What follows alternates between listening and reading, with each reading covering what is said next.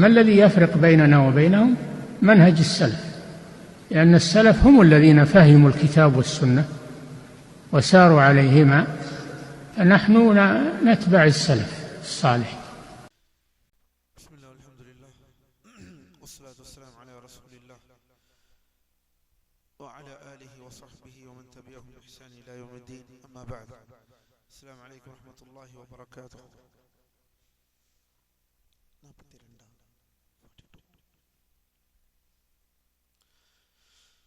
الحمد لله. الله நடிகார்களே, பாரக்கல்லாஹு ஃபீக்கும்.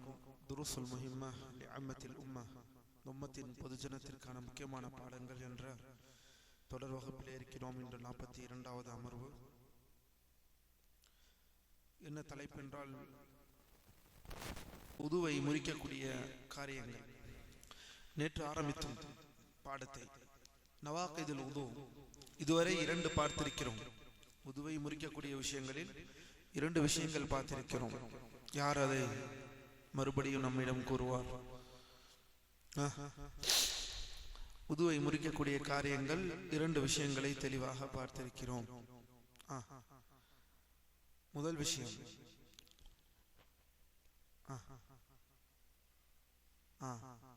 மலம்ஜலம் அல் ஹாரிஜு minus சபீலைன், அதாவது முந்துவாரம் பிந்துவாரம் 2 துவாரங்களிலிருந்து வெளிவரக்கூடியவை. 2 துவாரங்களிலிருந்து வெளியேறக்கூடியவைகள் அது என்னவாக ஆகிறது? உதுவை முறித்து விடுகின்றன. இதை நாம் தெளிவாக பார்த்தோம். வஹிய சித்தத்துன் வ ஹாரிஜ். சரி, வேற என்ன பார்த்தோம்? இதிலே அடங்கி விடுகிறது சாதாரணமாக வருபவை, வழக்கத்திற்கு மாறாக வருபவை என்ற அனைத்து விளக்கங்களையும் நேற்று தெளிவாக பார்த்தோம். சரி, இன்று நேற்றோடு 2 பார்த்தோம். 2வது ஒன்று என்ன?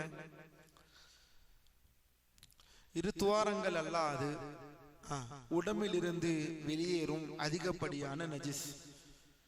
2 துவாரங்கள் அல்லாமல், எனில் 2 துவாரங்களிலிருந்து வெளியே வருவது உதுவை முறிக்கும் என்பதை முதலிலே பார்த்து விட்டோம்.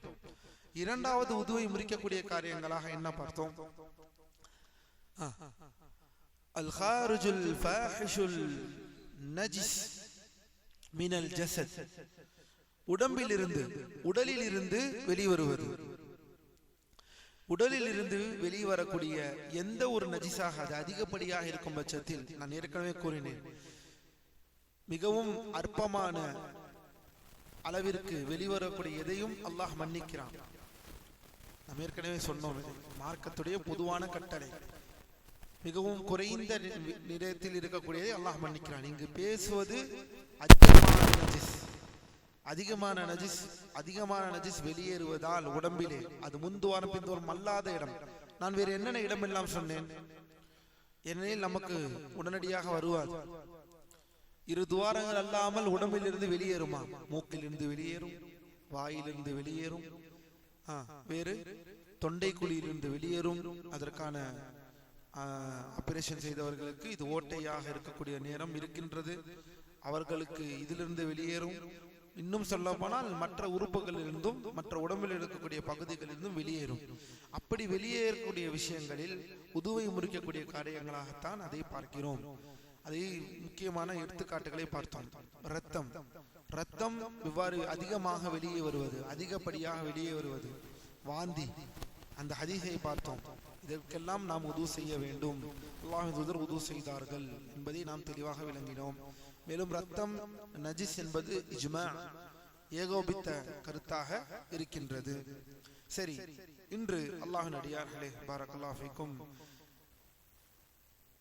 3வது உதுவை முறிக்கக்கூடிய காரியத்திற்குள் செல்வோம். ஷேக் இப்னு பாஸ் ரஹிமஹுல்லாஹ் கூறுகிறார்கள், தூக்கம் அல்லது வேறு காரணங்களால் புத்தி நீங்குதல், புத்தி இல்லாமல் ஆகுதல். கவனிங்கள், புத்தி சுவாதீனத்தை இழப்பது. புத்தி சுவாதீனத்தை ஒருவர் இழந்து விட்டால், அவரிடம் அது இல்லாமல் ஆகிவிட்டால் அவரின் உது முறிந்து விடுகின்றன. அந்த புத்தி சுவாதீனம் இல்லாத ஒரு எடுத்துக்காட்டு தூக்கம்.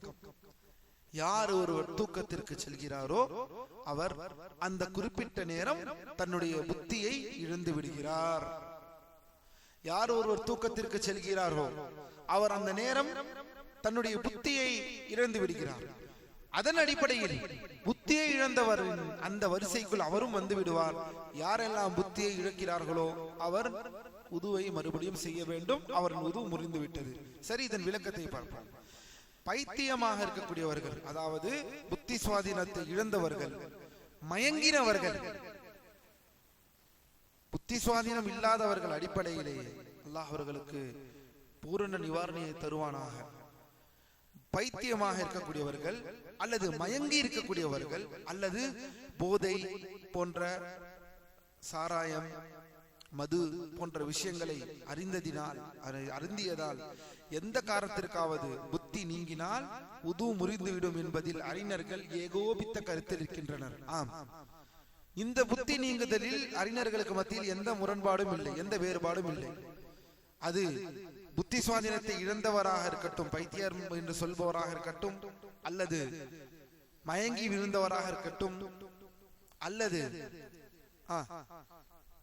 தானாகவே அப்படிப்பட்ட மயக்கத்திற்கு தன்னை தள்ளினதராக இருக்கட்டும், போதைப் பொருட்கள் எடுத்ததினால் அல்லாஹ் அவருக்கு நேர் வழியை செலுத்துவானாக. போதைப் பொருள் என்று சொன்னவுடன் ஞாபகத்திற்கு வருகிறது, அல்லாஹ் நம்மை பாதுகாப்பானாக. மதுவுடைய விஷயத்தை இப்போது இந்த ஊருக்கு நான் வந்ததற்கு பிறகு பார்க்கவில்லை. ஆனால் இப்போது அங்கும் இங்கும் பார்க்கக்கூடிய ஒரு நிலை நம்மிடம் வருகிறதோ என்ற ஒரு ஐயம் ஏற்படுகிறது. இந்த மதுவுடைய பயன்பாட்டிற்கு முஸ்லிம்கள் ஆளாக இருக்கிறார்கள் என்ற ஒரு விஷயங்களை கண்ணால் ஆதாரத்தோடு பார்க்கும் பொழுது உள்ளம் கணக்கிறது. அல்லாஹ் நம்மை நேர்வழியிலே செலுத்துவானாக. அப்படிப்பட்டவர்களுக்கு அல்லாஹ் அந்த நேரான பாதையை ஏற்படுத்தி கொடுப்பானாக. தன்னுடைய மானம், தன்னுடைய அறிவு, தன்னுடைய புத்தி, தன்னுடைய குடும்பம், மற்ற எல்லாவற்றையும் அழிப்பதற்கு காரணமாக ஆகிவிடுகிறது இந்த போதைப் பொருட்கள், அதில் முக்கியமாக இந்த மது. அப்படிப்பட்ட இந்த மதுக்களிலிருந்து அல்லாஹ் நம்மை விடுவிப்பானாக. அல்லாஹ்வின் அடியார்களே, நம் குடும்பத்தார்களை விடுவிப்பானாக, முஸ்லிம்களை விடுவிப்பானாக. என்று மயக்கம் அல்லது போதை அல்லது பைத்தியம் என்ற இந்த அடிப்படையில் வருபவர்களுக்கு உது முறிந்து விடுகிறது என்பதில் ஒற்றை கருத்து. கவனியுங்கள், இப்னு ஹஸம் ரஹிமஹுல்லாஹ் அவர்கள் கூறுகிறார்கள், யாருடைய புத்தி போய்விட்டதோ அவர் தூய்மை அவரின் உது செல்லாது என்பதில் அறிஞர்களுக்கு மத்தியில் ஒற்றை கருத்து, வேறுபாடே கிடையாது. சரி, எதில் அப்போது வேறுபாடு இருக்கிறது? நான் ஏற்கனவே சொன்னேன், புத்தி நீங்குவதில் பல எடுத்துக்காட்டுகளில் ஒரு எடுத்துக்காட்டை நாம் இன்னும் பற்றி பேசவில்லை. அதுதான் என்ன? தூக்கம். இந்த தூக்கத்தில் தான் வேறுபாடு வருகிறது. இந்த மற்ற மூன்று விஷயத்தில் எந்த வேறுபாடும் இல்லை. அவர் புத்தியை இழந்து விட்டால் அல்லது மயங்கி விட்டால் அல்லது போதைப் பொருளை எடுத்து மயக்கமானால் அதோட அடிப்படை தான். இந்த விஷயத்தில் எந்த சந்தேகமும் இல்லை. ஆனால் எதில் வேறுபடுகிறார்கள் என்றால் தூக்க விஷயத்தில் வேறுபடுகிறார்கள். அதை இப்போது பார்ப்போம். நூலாசிரியரின் கருத்து என்ன?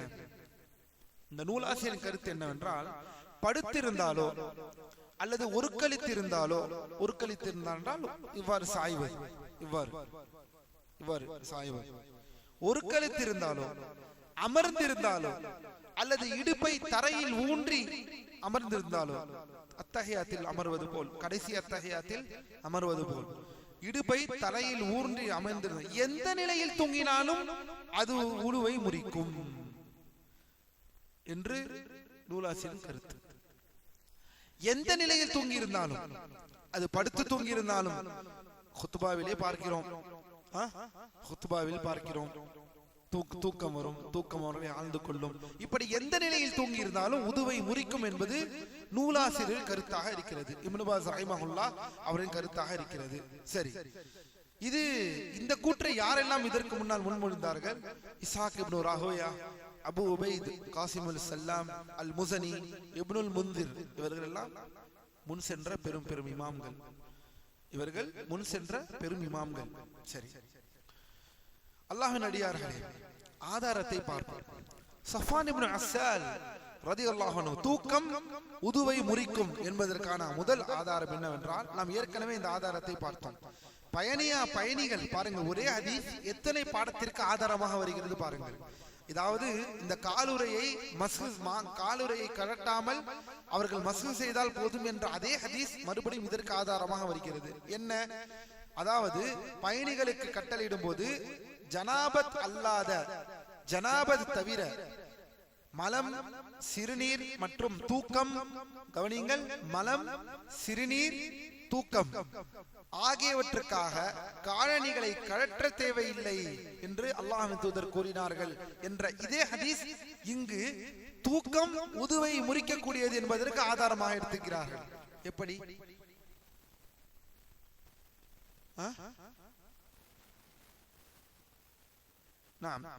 எதோடு ஒப்பிடுகிறார்கள் அல்லாஹ்வின் தூதர் தூக்கத்தை? எதோடு ஒப்பிடுகிறார்கள்? மலம், சிறுநீர். தூக்கத்தை எதோடு ஒப்பிடுகிறார்கள்? மலம், சிறுநீர், தூக்கம். இந்த விஷயங்களுக்கு காலணிகளை கழற்ற வேண்டாம், கழற்றாமல் மஸ்ஹு செய்தால் போதும் என்று அல்லாஹ்வின் தூதர் ஸல்லல்லாஹு அலைஹி வஸல்லம் கூறுகிறார்கள் என்றால், இந்த தூக்கத்தை எதோடு சேர்க்கிறார்கள் என்பதுதான் இங்கே பார்க்க வேண்டும். அப்படி என்றால் உதுவை முறிக்கக்கூடிய காரியங்களில் வரிசைப்படுத்துகிறார் ஸல்லல்லாஹு அலைஹி வஸல்லம், அதில் இது சரி. இப்போது எந்த நிலையிலும் தூங்கினால் அந்த உது முறியும் என்பதற்கு ஆதாரம் இங்கே என்ன? அல்லாஹ்வின் தூதர் தூக்கத்தை பிரித்து பேசவில்லையே. தூக்கம் என்று சொன்னவுடன் தூக்கம் தானே சொல்லியிருக்கிறார்கள். தூக்கத்தை எப்படி தூங்கினால் என்ன, அமர்ந்து தூங்கினால் என்ன, படுத்து தூங்கினால் என்ன? தூக்கம் என்றால் அந்த தூக்கத்தின் பண்பு ஒருவரிடம் வந்துவிட்டது என்றால், அது அமர்ந்து தூங்கி இருந்தாலும் படுத்து தூங்கி இருந்தாலும் அது தூக்கம் தான். அப்படி எப்படி தூங்கி இருந்தாலும் அவருடைய உது முறியதான் போகிறது என்ற கருத்தை இந்த ஹதீஸை கொண்டு ஆதாரமாக வைக்கிறார்கள். இரண்டாவது ஆதாரத்திற்குள் செல்வோம்.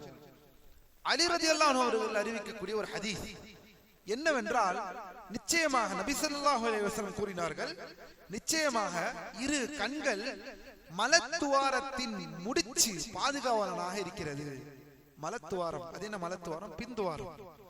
பிந்துவாரத்தினுடைய கண்களே, அந்த இரு கண்கள் தான் பாதுகாப்பு கேடயம்.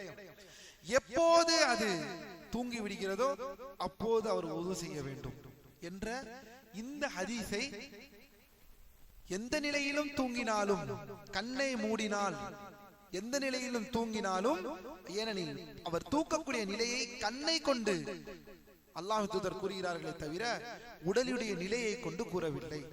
அவர் படுத்து தூங்கினார், அமர்ந்து தூங்கினார், சாய்ந்து தூங்கினார் என்ற தூக்கத்துடைய அமர்வு நிலையை பற்றி பேசவில்லை. ஆனால் கண்ணை மறைத்ததை பற்றி பேசுகிறார்கள். ஆனால் இந்த ஹதீஸ் தஈஃப், ஆனால் இந்த ஹதீஸ் பலஹீனமான ஹதீஸ். சரி, மூன்றாவது ஒரு ஆதாரத்திற்குள் செல்வோம். முஆவியா ரலியல்லாஹு அன்ஹு அவர்களுடைய கூற்று. இது ஹதீஸாகவும் வருகிறது, அல்லாஹ்வின் தூதர் சொன்னதாக வருகிறது.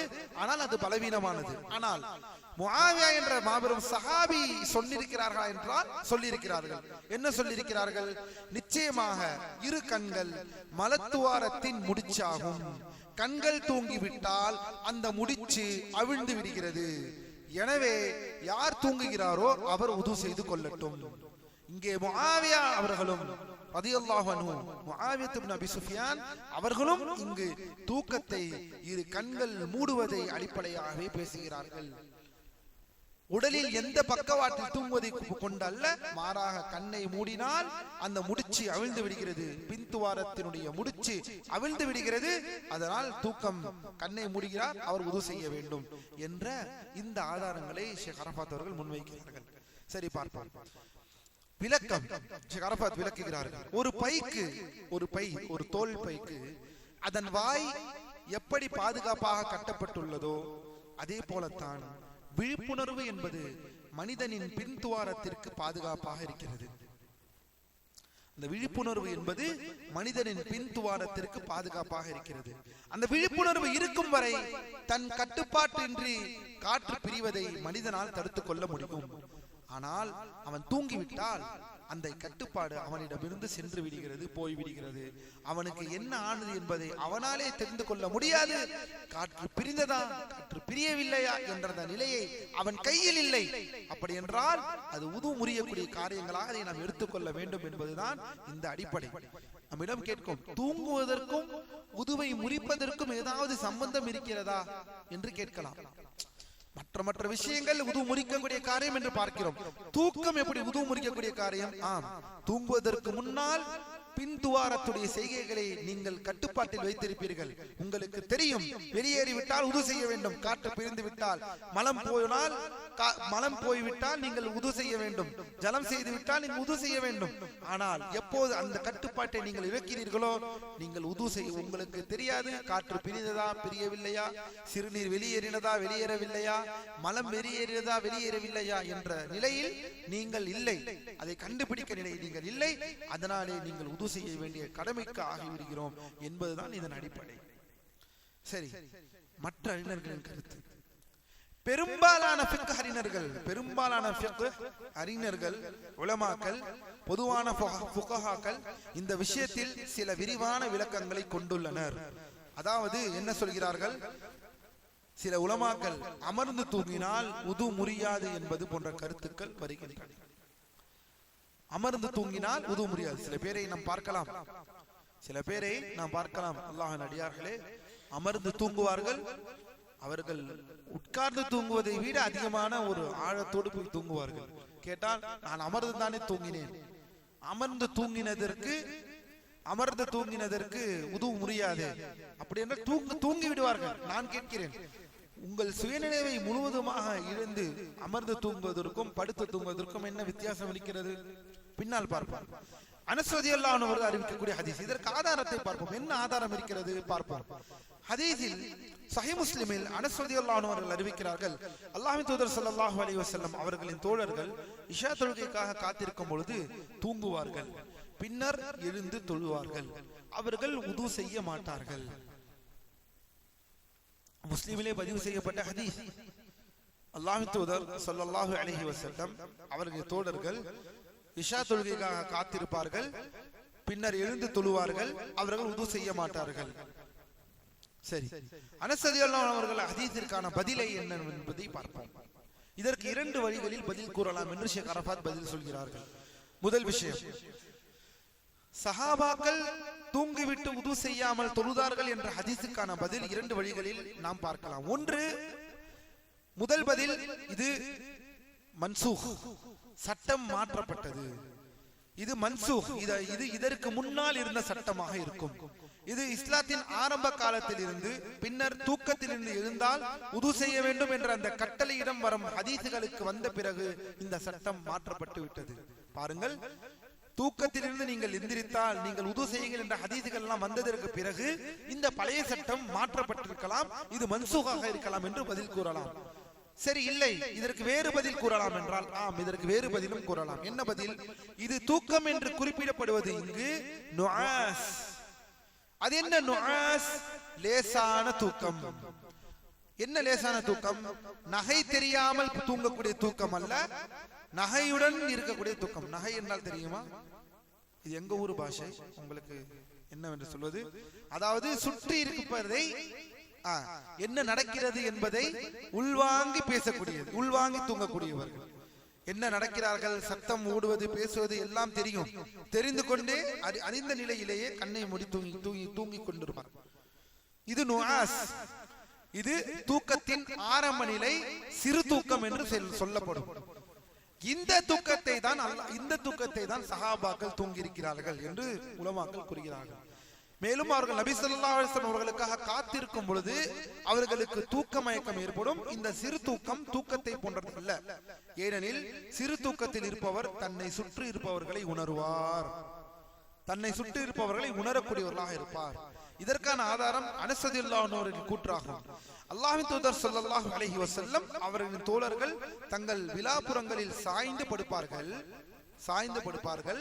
அவர்களில் சிலர் எழுந்ததும் உது செய்வார்கள், சிலர் உது செய்ய மாட்டார்கள். இந்த ஹதீஸிற்கு என்ன விளக்கம்? யார் ஆழ்ந்து தூங்கினார்களோ அவர்கள் உது செய்வார்கள், யார் ஆழ்ந்து தூங்கவில்லையோ அவர்கள் உது செய்யாமல் தொழுவார்கள். சிலர் உது செய்வார்கள், சிலர் உது செய்ய மாட்டார்கள் என்ற இந்த ஹதீஸிற்கு விளக்கம் என்ன வருகிறது என்றால், ஆழ்ந்து தூங்கினவர்கள் உது செய்வார்கள்,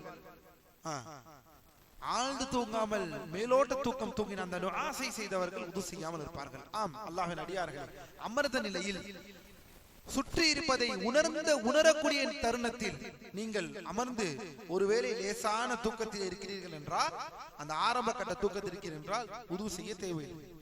ஆனால் எப்போது அந்த உதுவும் முஸ்தஹபாக இருக்கும் நீங்கள் ஒருவேளை செய்தால், ஆனால் எப்போது நீங்கள் உங்களுடைய உணர்வை ஒட்டுமொத்தமாக இழந்து நீங்கள் என்ன நடக்கிறது என்பதை தெரியாமல் நீங்கள் தொடர்ந்து தூங்கினீர்கள் என்றால், அது அமர்ந்த நிலையில் இருந்தாலும் சரி, எந்த நிலையில் இருந்தாலும் சரி, உது முறிகிறது என்பதே இங்கு மிகவும் பாதுகாப்பான கருத்து என்பதை உலமாக்கள் சொல்கிறார்கள். இந்த ஹிலாஃபை எல்லாம் விட்டு விடுங்கள், இந்த முரண் வேறுபாடை எல்லாம் விட்டு விடுங்கள், இங்கே பாதுகாப்பான கருத்து என்ன என்பதை தான் நாம் பார்க்க வேண்டும் என்று சொல்கிறார்கள். சரி அல்லாஹ்வின் அடியார்களே, இதோடு இந்த மூன்றாவது விஷயம் நிறைவு பெறுகிறது. அதாவது தூக்கத்தை முறிக்கும் என்றால், யார் ஒருவர் தூக்கம் என்ற அந்த பண்புக்கு வந்து விட்டாரோ, ஆழ்ந்து தூங்கிறார், அவர் அமர்ந்து தூங்குகிறார் அல்லது படுத்து தூங்குகிறார்கள் அல்லது நின்று கொண்டு தூங்குகிறார்கள், எதுவாக இருக்கட்டும், எந்த நிலையில் தூங்கினாலும் உது முறியும் என்பதே மிக பாதுகாப்பான கருத்தாக இருக்கிறது. அல்லாஹ்வே நன்கு அறிந்தவன். நான்காவது உதுவை முறிக்கக்கூடிய செயல் மறைவிடத்தை தடையின்றி தொடுதல். இப்னு பாஸ் ரஹிமஹுல்லாஹ் என்ன சொல்கிறார்கள்? கையால் முன்துவாரத்தையோ அல்லது பின் துவாரத்தையோ தடையின்றி தொடுவது, எந்த விதமான ஒரு தடை இல்லாமல், ஒரு கிளவுஸோ அல்லது ஒரு துணியை கொண்டு அல்லாது நேரடியாக, அதாவது என்ன சொல்கிறார்கள் இப்னு பாஸ் ரஹிமஹுல்லாஹ், மர்ம உறுப்புகளில் நேரடியாக கையை வைத்தால் உது முறிந்துவிடும். இந்த கருத்தை பார்ப்பார். அதாவது இப்னு பாஸ் ரஹிமஹுல்லாஹ் சொல்வது என்னவென்றால், குளிக்கும் போதோ அல்லது உது செய்து இருப்பார்கள், அந்த மர்ம உறுப்பை முந்துவாரம் பிந்துவாரத்தை தொட்டுவிட்டால் அவருடைய உது முறிந்து விடுகிறது. ஷரஃபாத் அவர்கள் சொல்கிறார்கள், நூலாசிரியர் ரஹிமஹுல்லாஹ் இப்னு பாஸ் உதுவை முறிக்கும் காரணிகளில் அடுத்ததாக மூன்றாவதாக எதை குறிப்பிடுகிறார் என்றால், கையில் எவ்வித தடையுமின்றி துணி போன்ற உரையின்றி மறைவிடத்தை தொடுவது. பெரும்பான்மையான அறிஞர்களின் கருத்து இது உதுவை முறிக்கும். ஆதாரம் நபி ஸல்லல்லாஹு அலைஹி வஸல்லம் அவர்கள் கூறுகிறார்கள், யார் தனது ஆணுறுப்பை தொடுகிறாரோ அவர் உது செய்து கொள்ளட்டும். யார் தனது ஆணுறுப்பை, என்ன ஹதீஸ் அது யாருக்காவது தெரியுமா? அரபியிலே அரபி ஹதீஸ், அரபி வாசகம் யாருக்காவது தெரியுமா? யார் தனது ஆணுறுப்பை தொடுகிறாரோ அவர் உது செய்ய வேண்டும், அவர் உது செய்து கொள்ளட்டும்.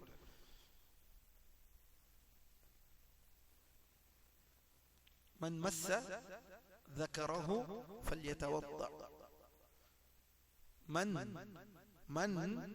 மஸ்ஸ ذكره, யார் தொடுகிறாரோ, ذكره அவரின் ஆணுறுப்பை, மஃஊலுன் பிஹி, மன் மஸ்ஸ ذكره فليتوضأ, அவர் உது செய்து கொள்ளட்டும்.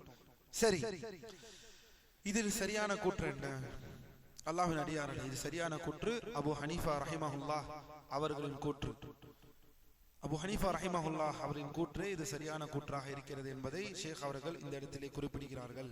என்ன குறிப்பிடுகிறார்கள்? அதுவும் முக்கியமாக அபூ ஹனீஃபா ரஹிமஹுல்லாஹ் எந்த கூற்றை தேர்ந்தெடுத்தார்கள்? மறைவிடத்தை தொடுவது உதுவை முறிக்காது, மறைவிடத்தை தொடுவது உதுவை முறிக்காது என்று அபூ ஹனீஃபா ரஹிமஹுல்லாஹ் அவர்களின் கூற்றாக இருக்கிறது. ஏன் மறைவிடத்தை தொடுவது உதுவை முறிக்காது? மறைவிடத்தை தொடுவது ஏன் உதுவை முறிக்காது? அபூ ஹனீஃபா என்ன சொல்கிறார்கள்? ஆணுறுப்பை தொட்டால் உது செய்ய வேண்டும் என்று வரும் ஹதீஸ்கள் தல்க் இப்னு அலி ரலியல்லாஹு அன்ஹுவின் ஹதீஸால் மாற்றப்பட்டு விட்டன, மன்சூக். அது என்ன? தல்க் இப்னு அலி அவர்களின் ஹதீஸ் பின்னால் பார்ப்போம். அபூ ஹனீஃபா ரஹிமஹுல்லாஹ் என்ன சொல்கிறார் என்றால், மறைவிடத்தை தொட்டால் உது முறியும் என்ற ஹதீஸ்கள் யாவும் தல்க் இப்னு அலி ரலியல்லாஹு அன்ஹு அவர்கள் பின்னால் வந்த அந்த ஹதீஸ் இந்த சட்டத்தை மாற்றி விட்டது என்று சொல்கிறார்கள். என்ன மாற்றி விட்டது? தல்க் இப்னு அலி ரலியல்லாஹு அன்ஹு ஹதீஸ் என்ன? நபி ஸல்லல்லாஹு அலைஹி வஸல்லம் அவர்களிடம், நான் அல்லாஹ்வின் தூதரே, தன் ஆணுறுப்பை தொடுபவரை பற்றி என்ன கருதுகிறீர்கள், உது முறியுமா என்று கேட்கிறார்கள். அதற்கு அல்லாஹ்வின் தூதர் சொல்கிறார்கள், அது உமது சதையின் ஒரு பகுதி தானே. அல்லாஹ்வின் தூதரின் பதில் ஸல்லல்லாஹு அலைஹி வஸல்லம், அல்ஹா பித்அத்துன் மின்க், அது உமது சதையின் ஒரு பகுதி தானே என்று கேட்கிறார்கள். மற்றொரு அறிவிப்பில் அது உன்னில் ஒரு பகுதி தானே என்று சொல்கிறார்கள். அதாவது உடலின் மற்ற பாகங்களை தொடுவது போலத்தான் இதுவும் முடியாது என்று அல்லாஹ்வின் தூதர் இந்த தல்க் இப்னு அலி ரலியல்லாஹு அன்ஹு ஹதீஸை அபூ ஹனீஃபா ரஹிமஹுல்லாஹ் இந்த இடத்தில் ஆதாரமாக நிறுவுகிறார்கள். இதையே ஷேக் அரஃபாத் அவர்களும் முன்மொழிகிறார்கள். இதை சொல்லிவிட்டு ஷேக் அரஃபாத் என்ன சொல்கிறார்கள் என்றால், அபூ ஹனீஃபா ரஹிமஹுல்லாஹ் அவர்களின் கூற்றை இன்னும் சில உலமாக்கள் எவ்வாறு எடுக்கிறார்கள் என்றால் சேர்க்கிறார்கள். ஆம், உது முடியாது, ஆனால் உது முடியாது என்று சொல்வதற்காக இதற்கு முன்னால் வந்த ஹதீஸ்களை மாற்றப்பட்டது என்பது சொல்ல வேண்டியதில்லை. மாறாக இந்த இரண்டு ஹதீஸ்களையும் நாம் சேர்க்கலாம். எப்படி சேர்க்கலாம்? மறைவிடத்தை தொட்டால் உது செய்ய வேண்டும் என்ற ஹதீஸும், ஆணுறுப்பை தொடுவதை பற்றி கேட்கும் பொழுது அல்லாஹ்வின் தூதர் அது உன்னுடைய சதையின் ஒரு பகுதிதானே என்ற அந்த ஹதீஸையும் சேர்க்கலாம். எப்படி சேர்க்கலாம் என்றால், உதுவை ஆணுறுப்பை ஒருவேளை ஒருவர் தொட்டு விட்டால் அவர் உது செய்வது முஸ்தஹப். மறைவிடத்தை அவர் தொட்டுவிட்டால் முஸ்தஹப் உது செய்தார், ஆனால் அது கடமையாகாது. அது ஒருபோதும் கடமையாக ஆகுவதற்கு எந்த விதமான ஆதாரமும் இல்லை. அல்லாஹ்வின் தூதர் தெளிவாக சொல்லிவிட்டார்கள், அது உமது சதையின் ஒரு பகுதி தானே என்று தெளிவாக அல்லாஹ்வின் தூதர் விளக்கிவிட்டார்கள். நாம் அல்லாஹ்வின் அடியார்களே, இந்த விஷயத்தை நாம் தெளிவாக புரிந்து கொள்ள வேண்டும். எனவே யார் தனது ஆணுறுப்பை தொடுகிறாரோ அவர் உது செய்வது சிறந்தது, ஆனால் கட்டாயம் அல்ல. ஏனெனில் அது அல்லாஹ்வின் தூதர் உன்னில் ஒரு பகுதி என்ற அந்த ஹதீஸை கொண்டு சொல்கிறார்கள். நாம் அடுத்ததாக ஐந்தாவது உதுவை முறிக்கக்கூடிய காரியங்கள். இதுவரை 4 விஷயங்களை பார்த்திருக்கிறோம். ஐந்தாவதாக ஒட்டக இறைச்சி சாப்பிடுதல். கிடைக்குதா? இங்கு கிடைக்குது.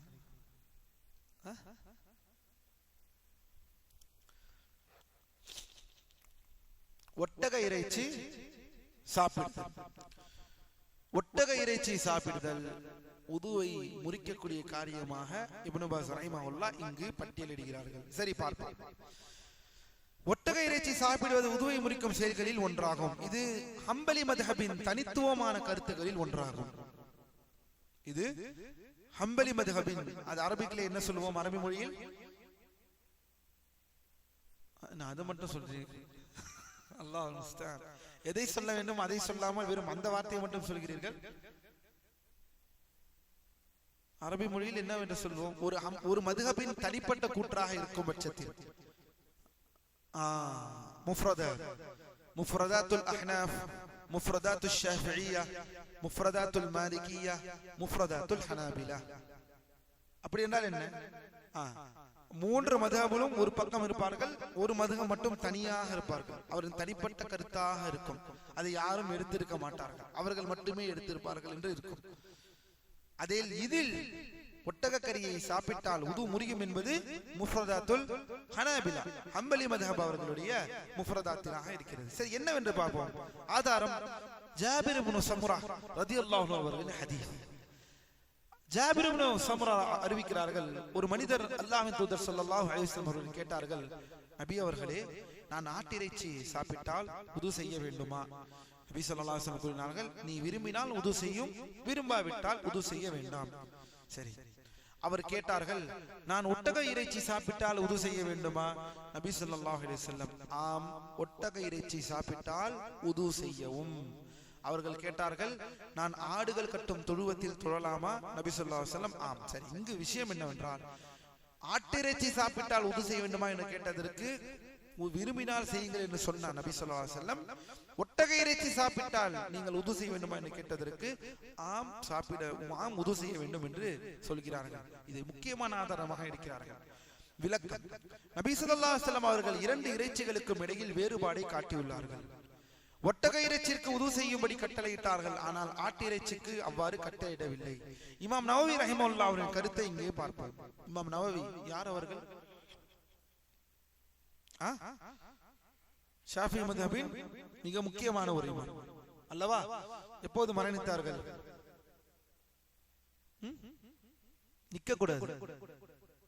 676 மரணித்தார்கள். அவர்களின் மிகவும் பிரசித்தி பெற்ற நூல் ஏதாவது தெரியுமா? நவவி ரஹிமஹுல்லாஹ் அவர்களின் நூல் ரியாதுஸ் சாலிஹீன். மாஷா அல்லாஹ். நாம் ரியாதுஸ் சாலிஹீன் உலக முஸ்லிம்களுக்கான ஒழுக்கங்களில் எல்லா ஒழுக்கங்களையும் அடிப்படை அனைத்து ஒழுக்கங்களையும் ஒரு புத்தகத்தில் அல்லாஹ்வின் தூதருடைய ஹதீஸை திரட்டினார்கள் ரியாதுஸ் சாலிஹீனில். வேறு 40 நவவிய்யா 40 ஹதீஸ்கள் 42 ஹதீஸ்களை தொகுத்தார்கள். வேறு ஹதீஸை விடுங்கள், வேறு ஃபிக்ஹை பற்றி பேசிக் கொண்டிருக்கிறோம். அல் மஜ்மூ. அஹ்சன். அல் மஜ்மூ ஷாஃபி மத்ஹபின் மிக முக்கியமான ஒரு நூல். ஷாஃபி ஃபிக்ஹின் மிக முக்கியமான ஒரு அடிப்படை நூல் என்றால் நவவி ரஹிமஹுல்லாஹ் அவர்கள் எழுதின அல் மஜ்மூ. வேறு முக்கியமான நூல் ஃபிக்ஹிலே நவவி அவர்களின் நூல் சஹீஹ் முஸ்லிம். சஹீஹ் முஸ்லிமிற்கு அவர்கள் எழுதின விளக்க உரை ஷர்ஹ் சஹீஹ் முஸ்லிம் அல் மின்ஹாஜ். அல் மின்ஹாஜ் நூலின் பெயர் அல் மின்ஹாஜ். நாம் சரி, பாடத்திற்குள் செல்வோம். இமாம் நவவி ரஹிமஹுல்லாஹ் குறிப்பிடுகிறார்கள், பெரும்பான்மையான அறிஞர்கள் இதற்கு மாற்றமான கருத்தை கொண்டிருந்தாலும் ஆதாரத்தின் அடிப்படையில் இந்த கருத்து தான் மிகவும் வலிமையானது. இது யார் சொல்கிறார்கள்? இதை சொல்வது யார்? பாருங்கள். மதுஹப் என்று சண்டை போடுவதல்ல. இந்த மதுஹபுடைய கருத்துக்களும் மதுஹபுடைய கல்வி, இது ஒரு கல்வி, இது ஒரு இல்ம், இது ஒரு அடிப்படை. இதில் அதப் இருக்க வேண்டும், இதில் ஒழுக்கம் இருக்க வேண்டும். எவ்வளவு அழகாக தன்னுடைய மதுஹப் சத்தியத்திற்கு மற்ற மதுஹபில் இருக்கக்கூடிய அடிப்படை சத்தியத்திற்கு நெருக்கமாக இருப்பதினால் அதையே நாம் எடுக்க வேண்டும் என்பதை நவவி ரஹிமஹுல்லாஹ் ஒரு எடுத்துக்காட்டாக இருக்கிறார்கள். பாருங்கள், ஷாஃபிஈ மதுஹபில் இந்த கருத்து இல்லை. ஒட்டக இறைச்சி சாப்பிட்டால் உது செய்ய வேண்டும் என்ற கருத்து கிடையாது. ஆனாலும் என்ன சொல்கிறார்கள்? ஷாஃபி மதுஹபின் இமாம் அவர்கள் நவவி என்ன சொல்கிறார்கள்? இவர்களின் கூற்றான பெரும்பான்மையான அறிஞர்கள் ஹம்பலி மதுஹபின் கருத்திற்கு மாற்றமான கருத்தில் தான் இருக்கிறார்கள். ஆனாலும் ஆதாரத்தின் அடிப்படையில் இந்த கருத்து தான் உதுவை முறிக்கும் என்பதுதான் மிகவும் வலிமையானது என்று தங்கள் நூலில் பதிவு செய்கிறார்கள். இதுதான் இஹ்லாஸ். இதுதான் இஹ்லாஸ். இதுதான் கண்மூடித்தனம் அல்லாதது. இதுதான் தலீல். ஆதாரம் எனக்கு எங்கே இருக்கிறது? அல்லாஹ்வின் தூதர் எனக்கு என்ன காட்டினார்கள்? எனக்கு குர்ஆனும் சுன்னாவும் எதை எனக்கு காட்டினது? அதுதான் என்னுடைய மதுஹப். அதுதான் என்னுடைய மதுஹப். குர்ஆனும் சுன்னாவும் எனக்கு எதை காட்டினது?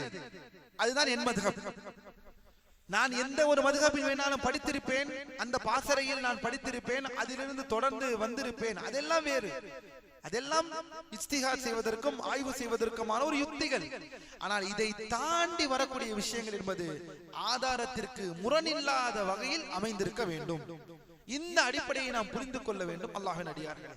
சரி, இப்போது பாருங்கள், பெரும்பான்மையான அறிஞர்கள் இதற்கு மாற்றமான கருத்தை கொண்டிருந்தாலும் ஆதாரத்தின் அடிப்படையில் இந்த கருத்து தான் மிகவும் வலிமையானது. சரி, பெரும்பான்மையான அறிஞர்களின் கருத்து என்ன? பெரும்பான்மையான அறிஞர்களின் கருத்து ஒட்டக இறைச்சிக்கு உது செய்வது விரும்பத்தக்கது, முஸ்தஹப் மட்டுமே தவிர கடமை அல்ல. அவர்களின் ஆதாரம் ஜாபிர் ரலியல்லாஹு அன்ஹு அவர்கள் அறிவிக்கக்கூடிய ஹதீஸ், நெருப்பு தீண்டியதை, அதாவது சமைத்த உணவை சாப்பிட்டதற்காக உது செய்வதை விட்டுவிடுவதே அல்லாஹ்வின் தூதர் அவர்களின் 2 கட்டளைகளில் இறுதியான கட்டளையாக இருந்தது. இந்த ஹதீஸை ஆதாரமாக எடுக்கிறார்கள் பெரும்பான்மையான உலமாக்கள். ஒட்டக இறைச்சியை சாப்பிட்டால் உது கடமை அல்ல. ஏனெனில் கவனியுங்கள், நெருப்பு தீண்டியதை சாப்பிட்டதற்காக உது செய்வதை விட்டு விடுவது அல்லாஹ்வின் தூதர் ஸல்லல்லாஹு அலைஹி வஸல்லம் அவர்களின் 2 கட்டளைகளில் இறுதியானதாக இருந்தது. சரி, இந்த ஹதீஸ் பொதுவானது. ஒட்டக இறைச்சி உட்பட நெருப்பில் சமைத்த எதற்கும் இது பொருந்தும் என்பது இவர்களின் வாதம். இந்த ஹதீஸ் பொதுவானது. ஒட்டக இறைச்சி உட்பட நெருப்பில் சமைத்த எதற்கும் இது பொருந்தும் என்பது இவர்களின் வாதம். இதற்கான மறுப்பு வாதம் என்னவென்றால், ஒட்டக இறைச்சி என்பது நெருப்பு தீண்டிய உணவு என்ற பொதுவான விதியிலிருந்து விதிவிலக்கு அளிக்கப்பட்டது இந்த ஹதீஸ் இருந்து. ஏனெனில் அந்த மனிதர் ஆட்டிறைச்சி பற்றி கேட்ட பொழுது அதுவும் நெருப்பில் சமைக்கப்பட்டதுதான். நபி ஸல்லல்லாஹு அலைஹி வஸல்லம் அவர்களிடம் உது கடமையாக்கவில்லை, ஆனால் ஒட்டக இறைச்சிக்கும் கடமையாக்கினார்கள். இரண்டுமே நெருப்பில் சமைக்கப்பட்ட உணவுகளாக இருந்தது தானே, இரண்டுமே நெருப்பில் சமைக்கப்பட்ட உணவுதான். அதற்கும் இதற்கும் எந்த வேறுபாடும் இல்லை. சமைத்த உணவு, நெருப்பினால் சமைக்கப்பட்ட உணவு, நெருப்பினால் தீட்டின உணவை உண்ணினால் உது முடியவில்லை என்பதுதான் அல்லாஹ்வின் தூதரின் இறுதி கருத்து என்பது இந்த ஹதீஸிற்கு முரணாகாது என்று சொல்கிறார்கள். அவர்கள் கேட்டதும் நெருப்பினால் தீட்டப்பட்ட உணவு தானே, அதற்கு தானே ஆட்டிற்கு உது முடியாது என்று சொன்னார்கள். அதாவது உதுவை செய்ய வேண்டாம், விரும்பினால் செய்து கொள்ளுங்கள் என்று சொல்கிறார்கள். ஒட்டக இறைச்சியை நீங்கள் செய்யுங்கள், ஒட்டக இறைச்சியை நெருப்பில் தீட்டாமலாம் சாப்பிட்டு இருப்பார்கள், நெருப்பில் தீட்டிதானே சாப்பிட்டு இருக்க வேண்டும் என்ற இந்த வாதத்தை வைக்கிறார்கள். ஷேக் அரபாத் அவர்கள் இந்த வாதத்தை வைக்கிறார்கள். அல்லாஹ்வே நன்கு அறிந்தவன். ஷேக் அரபாத் அவர்கள் இது சரியான கூற்று, ஒட்டக இறைச்சி சாப்பிட்டால் உது செய்ய வேண்டும் என்ற அந்த கூற்றை தான் முன்மொழிகிறார்கள். அல்லாஹ்வே நன்கு அறிந்தவன். இறுதியாக உதுவை முறிக்கக்கூடிய செயல். நம் பாடத்திற்கு இறுதியை வந்து அடைந்து விட்டோம். அல்லாஹ் நம்மை பாதுகாப்பானாக. இதுவரை நாம் பார்த்த உது முறிக்கக்கூடிய காரியங்களிலேயே மிகவும் மோசமான, மிகவும் பயங்கரமான ஒரு உது முடிக்கக்கூடிய காரியம். அல்லாஹ் நம்ம இதிலிருந்து பாதுகாப்பானா. இதற்கு முன்னால் உது முடிக்கக்கூடிய காரியங்கள் எல்லாம் மனிதனுடைய வாழ்க்கையில் நடக்கக்கூடிய விஷயம். ஆனால் இது அல்லாஹ் நம்மை பாதுகாப்பானாக. இது நமக்கு நடக்கவே கூடாது. யாரும் இஸ்லாத்தை விட்டு வெளியேறுதல். ஆறாவதாக உதுவை முறிக்கக்கூடிய காரியம் ரித்தா, முர்த்ததாக ஆகிறது. முர்த்ததாக ஆகுவது ரித்தா, இஸ்லாத்தை விட்டு வெளியேறிவிடுவது. ஷேக் இப்னு பாஸ் ரஹிமஹுல்லாஹ் கூறுகிறார்கள், மேலும் இஸ்லாத்தை விட்டு வெளியேறுதல் ரித்தா. அல்லாஹ் நம்மையும் முஸ்லிம்களையும் அதிலிருந்து பாதுகாப்பானாக. யாருமே இந்த ரித்தாவை பற்றி பேசி துஆவை கேட்காமல் எழுத்தே இருக்காது. இஸ்லாத்தை விட்டு வெளியேறுதல் என்ற ஃபிக்ஹ் விஷயத்தை பேசுகிறார்கள், ஆனாலும் அங்கு ஒரு துஆவை கேட்டுக்கொள்வார்கள். ஏனெனில் பயம். அல்லாஹ் நம்மை பாதுகாப்பானாக, முஸ்லிம்களை பாதுகாப்பானாக. எந்த சத்தியத்தை நமக்கு அல்லாஹ் வழங்கினானோ அந்த சத்தியத்தை விட்டே வெளியேறுவதா, வெளிச்சத்திலிருந்து மறுபடியும் இருட்டிற்குள்ளா, அல்லாஹ் நம்மை பாதுகாப்பானாக. சரி, நூலாசிரியர் உதுவை முறிப்பவைகளை இறுதியாக இஸ்லாத்தை விட்டு வெளியேறுதல் ரித்தா என்பதை கொண்டு நிறைவு செய்கிறார்கள். ரித்தா என்றால் என்ன? ரித்தா என்றால் இஸ்லாத்தை ஏற்றதற்கு பிறகு இறை மறுப்பிற்கு, குஃப்ருக்கு செல்வது. முர்த்தத் என்றால் யார்? பருவமடைந்து புத்தி சுவாதீனம் உள்ள ஒவ்வொருவரும், அதாவது முக்கல்லஃப், தன் விருப்பப்படி இஸ்லாத்தை விட்டு வெளியேறுபவரே முர்த்ததாவார். பருவமடைந்து புத்தி சுவாதீனம் உள்ள ஒவ்வொரு முக்கல்லஃபும் தன் விருப்பப்படி இஸ்லாத்தை விட்டு வெளியேறுவதே முர்த்தத் என்பவரை குறிக்கும். அவர்தான் முர்த்தத். இது ஒரு சொல்லின் மூலமோ அல்லது செயலின் மூலமோ அல்லது நம்பிக்கையின் மூலமோ ஏற்படலாம். இந்த ரித்தத் ஒரு சொல்லின் மூலமோ ஒரு செயலின் மூலமோ, ஒரு சொல்லை சொல்வதினால், ஒரு செயலை செய்வதினால், ஒரு நம்பிக்கையை உள்வாங்குவதினால் இதை இந்த ரித்தா ஏற்படலாம். அல்லாஹ் நம்மை பாதுகாப்பானாக. அல்லாஹ் நடிகார்கள், இதில் ஒரு மனிதர் உது செய்து, சரி இப்போது ஃபிக்ஹ் சட்டத்திற்குள் வருவோம். மாலிகி மற்றும் ஹம்பலி மத்ஹபின் கூற்று இதிலே முதலில் பார்ப்போம். ஒரு மனிதர் உது செய்து தொழுகைக்கு தயாராகிறார். பின்னர் அவர் இஸ்லாத்தை விட்டு வெளியேற்றும் ஒரு செயலை சொல்கிறார் அல்லது ஒரு செயலை செய்கிறார் என்று வைத்துக் கொள்வோம். அல்லாஹ் பாதுகாப்பானாக. இந்நிலையில் அவரது உது முறிந்துவிடும் என்பது நூலாசிரின் கருத்தாகும். இதுவே மாலிக் மற்றும் ஹம்பலி மத்ஹபின் கருத்தாகும். அவர் மீண்டும் இஸ்லாத்திற்கு திரும்பினால் அவர் தனது உதுவை மீண்டும் செய்ய வேண்டும் என்று நீங்கள் எல்லாம் கேட்கலாம் ஒரு கேள்வி. இஸ்லாத்தை விட்டு வெளியேறினவர் உது முறிந்தால் என்ன, உது முறியவில்லை என்றால் அல்லவா? இஸ்லாத்தை விட்டு வெளியேறினவர் உது முறிந்தால் என்ன, உது முறியவில்லை என்றால் என்ன? அவரிடம் எல்லாமே போய்விட்டதே. இங்கே நாம் யாரை பற்றி பேசுகிறோம் என்றால், இஸ்லாத்தை விட்டு வெளியேறி அதே நிலையில் மரணிப்பவரை பற்றி நாம் பேசவில்லை. இஸ்லாத்தை விட்டு வெளியேறி மறுபடியும் இஸ்லாத்திற்குள் புகுபவர்களை பற்றி பேசிக் கொண்டிருக்கிறோம். பின்னால் பார்ப்போம். அதாவது மாலிகி மற்றும் ஹம்பலி மத்ஹபின் கருத்தை இங்கே பார்க்கிறோம். அவர் மீண்டும் இஸ்லாத்திற்கு திரும்பினால் அவர் தனது உதுவை மீண்டும் செய்ய வேண்டும், எனில் அவர் உது முறிந்து விட்டது. சரி, ஆதாரம் அதற்கு அவர்கள் பின்வரும் குர்ஆன் வசனங்களை, ஏனெனில் இதற்கு சரியான கூற்று உது முறியாது என்பது சரியான கூற்று. பின்னால் பார்ப்போம். இஸ்லாத்தை விட்டு வெளியேறினாலும் உது முறியாது என்பதே சரியான கூற்றாக இருக்கிறது என்று ஷேக் அரபாத் கூறுகிறார்கள். ஆனால் எப்போது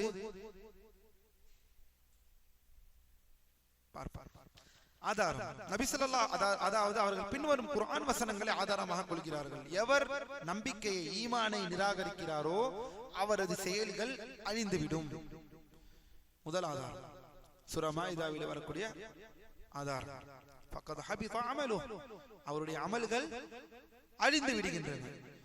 நீர் இணை வைத்தால், சூரத்து ஜுமரிலே 65வது வசனம், நீர் இணை வைத்தால் உமது செயல்கள் அழிந்துவிடும்.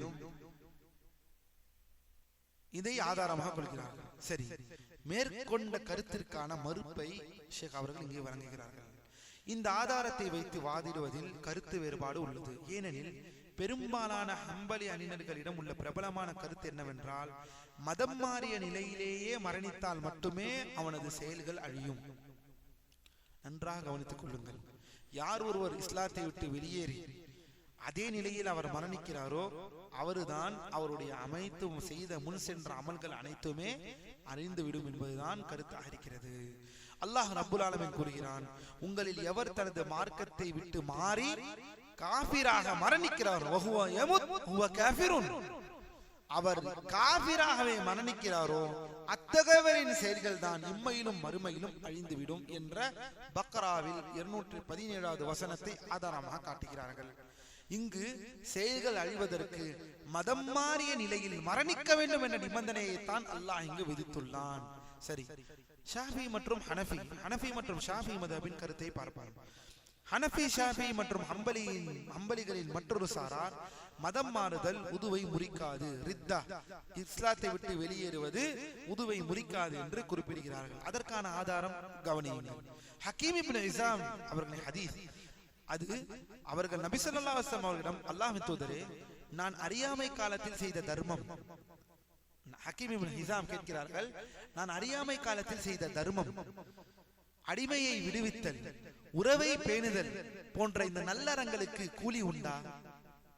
அதாவது நான் இஸ்லாத்திற்கு முன்னால், இஸ்லாத்தை நான் ஏற்பதற்கு முன்னால் அறியாமை காலத்தில் நான் செய்த தர்மம், நான் உறவை பேணினேன், நான் அடிமைகளை விடுதலை செய்தேன் என்ற இந்த செயல்களுக்கு எனக்கு நன்மை உண்டா என்று கேட்டார்கள். அதற்கு நபி ஸல்லல்லாஹு அலைஹி வஸல்லம் அவர்கள் கூறினார்கள், முன்னர் நீங்கள் செய்த நன்மைகளுடனேயே நீங்கள் இஸ்லாத்தை ஏற்றிருக்கிறீர்கள். நீங்கள் இதற்கு முன்னால் எதெல்லாம் நன்மையாக செய்தீர்களோ அதனோடே நீங்கள் இஸ்லாத்தை ஏற்றிருக்கிறீர்கள். அதாவது இஸ்லாத்திற்கு திரும்பினால் பழைய நன்மைகள் அழிவதில்லை. நீங்கள் பழைய நன்மைகளாக இருக்கும் பட்சத்தில் அதை செய்தது, அதனோடே நீங்கள் இஸ்லாத்தை ஏற்றிருக்கிறீர்கள் என்ற இந்த ஹதீஸை ஆதாரமாக வைக்கிறார்கள். என்ன ஆதாரம் இது? எனவே இஸ்லாத்தை விட்டு வெளியேறி மீண்டும் உள்ளே வருபவரின் உது முறியாது. அவர் உது செய்தார் அல்லவா, அமல்களை, அந்த அமல்களோடு நான் திரும்பி வருவேன், இஸ்லாத்திற்கு எனக்கு கிடைக்குமா என்றால் என்ன சொன்னார்கள் நபி அவர்கள்? நீங்கள் இஸ்லாத்திற்குள் நீங்கள் நுழையும் போது அந்த நன்மைகளுடனே நீங்கள் நுழைவீர்கள். என்ன சொன்னார்கள்? இணை வைத்தால் அமல்கள் அழிந்துவிடும், அதனால் உது முறியும். ஆனால் இங்கு அல்லாஹ்வின் தூதர் என்ன சொல்கிறார்கள்? நீங்கள் இஸ்லாத்திற்குள் பழைய அமல்களோடே நீங்கள் உள்ளே வருவீர்கள் என்றால், ஒருவர் உது செய்து இஸ்லாத்தை விட்டு வெளியேறுகிறார், மறுபடியும் அவர் இஸ்லாத்திற்குள் நுழைகிறார் என்றால், அந்த உது முறியாமல் இருக்கும் பட்சத்தில் மறுபடியும் அவர் அதே உதுவோடு இஸ்லாத்திற்குள் நுழைகிறார். அப்படி என்றால் இந்த வசனங்கள் அமல்கள் அழிந்துவிடும் என்ற வசனங்கள் என்ன அர்த்தம் என்றால், மரணித்த நிலை, அவர் மரணித்திருக்க வேண்டும். அவர் இஸ்லாத்தை ஏற்று இஸ்லாத்திலே இல்லாமல் அவர் மரணித்தால் தான் அவருடைய அமல்கள் யாவும் அழியும் என்பதை இங்கே உலமாக்கள் விளக்குகிறார்கள். எனவே அல்லாஹ்வின் அடியார்களே, நற்செயல்கள் மற்றும் மதமாறிய விளைவுகள், அல்லாஹ் நம்மை பாதுகாப்பானாக. இஸ்லாத்தை ஏற்றவனிலே ஒரு காஃபிர் இறை மறுப்பாளர் அறியாமை காலத்தில் ஜாஹிலியாவின் நற்செயல்களை செய்து பின்னர் இஸ்லாத்தை ஏற்றால் அந்த நற்செயல்களுக்கு அவருக்கு நன்மை கிடைக்கும். எனவே இதைவிட முக்கியமாக ஒரு முஸ்லிம் உது செய்து பின்னர் மதம் மாறி மீண்டும் இஸ்லாத்திற்கு திரும்பினால் அவரது உது அப்படியே இருக்கும், அது முறியாது. ஏனெனில் நல்லறங்கள் அழிவது மரணத்தின் போதே நிகழும், அவர் அதே நிலையில் மரணித்திருக்க வேண்டும் என்று வருகிறது. சரி, இறை மறுப்பில் மரணித்தவர் நிலை. ஆனால் ஒருவர் தனது இறை மறுப்பிலேயே குஃப்ரிலே மரணித்து விட்டால் அவருக்கு எந்த நற்செயலும் பயனளிக்காது. இதற்கு இப்னு ஜுதான் என்பவர் நிலை உதாரணமாகும். இப்னு ஜுதான் என்ற நிலை கேள்விப்பட்டிருக்கிறீர்களா? இப்னு ஜுதானை யாராவது கேள்விப்பட்டிருக்கிறீர்களா? நம்ம இன்று சொல்கிறோமே, பாருங்கள், ஆயிஷா ரலியல்லாஹு அன்ஹா ஹதீஸ், அவர்கள் கூறுகிறார்கள், நான் அல்லாஹ்வின் தூதரிடம், அல்லாஹ்வின் தூதரே, இப்னு ஜுதான் அறியாமை காலத்தில் உணவை பேணி வந்தார், ஏழைகளுக்கு உணவளித்தார், அது அவர்களுக்கு பயனளிக்குமா என்று கேட்டேன். அதாவது இஸ்லாத்தை ஏற்கவில்லை, ஆனால் பல நல்ல காரியங்களை செய்திருக்கிறார்கள். இஸ்லாத்தை ஏற்கவில்லை, ஆனால் நிறைய நல்ல காரியங்களை செய்திருக்கிறார்கள். என நீங்க சொல்லுவார்கள், மதர் தெரேசா சொர்க்கத்திற்கு நுழைவார்கள் என்று. அல்லாஹ்வின் அடியார்களே, கருணையையும் ஈகையையும் நம் மார்க்கம் மேலோங்கி காட்டுகிறது, அதில் எந்த விதமான சந்தேகமும் இல்லை. ஆனால் இந்த ஹதீஸ் தான், அது மதர் தெரேசாவாக இருக்கட்டும் அல்லது யாராக இருக்கட்டும், எல்லோருக்கும் பொருந்தக்கூடியது இந்த ஹதீஸ். அந்த பித்தாகா லா இலாஹ இல்லல்லாஹ் என்ற அந்த காடு, அந்த பட்டை ஒருவரிடம் இல்லாமல் இருக்கும் பட்சத்தில் அல்லாஹ்வின் அடியார்களே, அவர்களுக்கு மறுமையில் ஒருபோதும் வெற்றியாளராக அவர்கள் ஆக முடியாது என்பதை புரிந்து கொள்ளுங்கள். அதனுடைய விளக்கத்தை இங்கே பார்ப்பார். இப்னு ஜுதான் என்ற ஒரு மனிதரை பற்றி ஆயிஷா ரலியல்லாஹு அன்ஹா அவர்கள் கேட்கிறார்கள். அதற்கு அல்லாஹ்வின் தூதர் சொல்கிறார்கள், அது அவருக்கு பயனளிக்காது. ஏனென்றால் அவர் ஒரு நாளும் என் இறைவா, தீர்ப்பு நாளின் என் அதிபதியே, என் பாவத்தை மன்னிப்பாயாக என்று அவர் ஒரு நாளும் சொல்லவில்லை என்று கூறினார்கள். அதாவது ரப்பை அழைத்தவராக, இஸ்லாத்தை ஏற்றவராக, அல்லாஹ் அல்லாத வணங்கப்படுபவர்களை மறுத்தவராக அவர் இல்லை. இதனால் அவர் என்ன செய்திருந்தாலும் அது அவருக்கு மறுமையில் பயனளிக்காது என்பதே அடிப்படை கூற்று. அந்த இஸ்லாத்தில் நாம் இருக்கிறோம் என்றால் அல்லாஹ்விற்கு நாம் எவ்வளவு நன்றி செலுத்த வேண்டும். சில பாவங்கள் நாம் செய்கிறோம், ஆனாலும் அதை பாவ மன்னிப்பு தேடி அந்த பாவத்தை மறுபடியும் செய்யாமல் இருக்க வேண்டும். தௌஹீதிலே மரணிக்கிறோம், ஆனால் சில பேர் இந்த பூமியில் நிறைய நல்லறங்களை செய்கிறார்கள், உதவுகிறார்கள், உணவு கொடுக்கிறார்கள், ஏசாமல் பேசுகிறார்கள். ஆனால் மனிதர்களுக்கான உரிமையை பேணினவர்கள் அவர்கள் படைத்தவனுடைய உரிமையை கைவிட்டு விட்டார்கள். இந்த விஷயத்தை புரிந்து கொள்ளுங்கள். பெரும் மனிதனுடைய உரிமையை பார்த்து கொண்டே மாபெரும் மறுமையின் முடிவை இங்கேயே தீர்மானிக்கிறீர்கள். இது எப்படி? இது என்ன நியாயம்? இது எப்படி நியாயமாக இருக்க முடியும்? உலக மனிதர்களுக்கு மத்தியில் உள்ள உரிமையை பேணுவதை ஒருவனை போற்றி கொண்டாடுகிறீர்களே, ஆனால் படைத்தவனுக்கு எந்த உரிமையும் வழங்காமல் அந்த உரிமையிலே அநீதி இழைப்பவர்களை பற்றி எந்த விதமான சிந்தனையும் நம்மிடம் இல்லையே. அல்லாஹ் நம்மை பாதுகாப்பானாக. இந்த மனிதர் மனம் வருந்தவில்லை, காபிராகவே இறந்து விட்டார். எனவே அறியாமை காலத்தில் அவர் செய்த நற்செயல் அவருக்கு மறுமையில் பயனளிக்கவில்லை. அவர் செய்த நற்செயல்களுக்கு உலகத்திலேயே கூலி கொடுக்கப்பட்டு விட்டது, கூலி கொடுக்கப்பட்டு விடும். அவர் மறுமைக்கு செல்லும் பொழுது கூலி கொடுக்கப்பட வேண்டிய எந்த நன்மையும் அவரிடம் இருக்காது. அறிஞர்களின் ஒருமித்த கருத்து இஜ்மா, காபிர்களுக்கு மறுமையில் அவர்கள் நற்செயல்கள் பயணிக்காது என்றும் அதற்காக அவர்களுக்கு சொர்க்க இன்பமோ அல்லது தண்டனை குறைப்போ வழங்கப்படாது என்றும் அறிஞர்கள் ஒருமித்த கருத்தில் இருக்கின்றனர். ஆனால் அவர்களின் குற்றங்களுக்கு ஏற்ப சிலருக்கான தண்டனை சிலரை விட கடுமையாக இருக்கும் என்று சொல்லி நிறைவு செய்கிறார்கள். இந்த பூமியில் அவர்களுக்கான நன்மைகள் ஏதாவது கிடைக்குமா? நன்மைகள் ஏதாவது கிடைக்கும் என்று உலமாக்கள் விவரிக்கிறார்கள். அல்லாஹ்வே நன்கு அறிந்தவன். சரி, இறுதியாக உதுவை முறிக்கக்கூடிய காரியங்களில் சில விஷயங்களை வைத்திருப்போம். அந்த விஷயங்களையும் விவரிக்கிறார்கள் இப்னு பாஸ். என்ன சொல்கிறார்கள்? இறந்தவரை குளிப்பாட்டுதல். ஷேக் இப்னு பாஸ் ரஹிமஹுல்லாஹ் குறிப்பிடுகிறார்கள், முக்கிய குறிப்பு, இறந்தவரை குளிப்பாட்டுவது சரியான கருத்தின்படி உதுவை முறிக்காது. மையத்தை குளிப்பாட்டுதல் உதுவை முறிக்காது. இதுவே பெரும்பான்மையான அறிஞர்களின் கூற்றாகும். ஏனெனில் அது உதுவை முறிக்கும் என்பதற்கு எந்த ஆதாரமும் இல்லை. ஆனால் குளிப்பாட்டுபவரின் கை இறந்தவரின் மறைவிடத்தை தடையின்றி உரையில்லாமல் தொட்டால் அவர் மீண்டும் உது செய்வது கடமையாகும். இறந்தவரை குளிப்பாட்டுவதன் மீது உது கடமை இல்லை என்று நூலாசிரியர் சுட்டி காட்டுகிறார்கள். ஏனெனில் இறந்தவரை குளிப்பாட்டுவது உதுவை முறிக்கும் செயல்களில் சேராது. இது 4 இமாம்களின் கருத்தாக இருக்கிறது.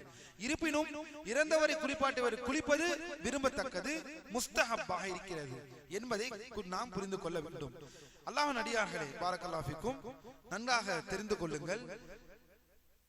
இமாம் கத்தாபி ரஹிமஹுல்லாஹ் அவர்கள் குறிப்பிடுகிறார்கள், இறந்தவரை குளிப்பாட்டியதற்காக குளிப்பதையோ அல்லது அவரை சுமந்ததற்காக உது செய்வதையோ கட்டாயமாக்கிய ஃபிக்ஹ் அறிஞர்கள் எவரையும் நான் அறியவில்லை. கத்தாபி ரஹிமஹுல்லாஹ் யார் அவர்? யாருக்காவது தெரியுமா?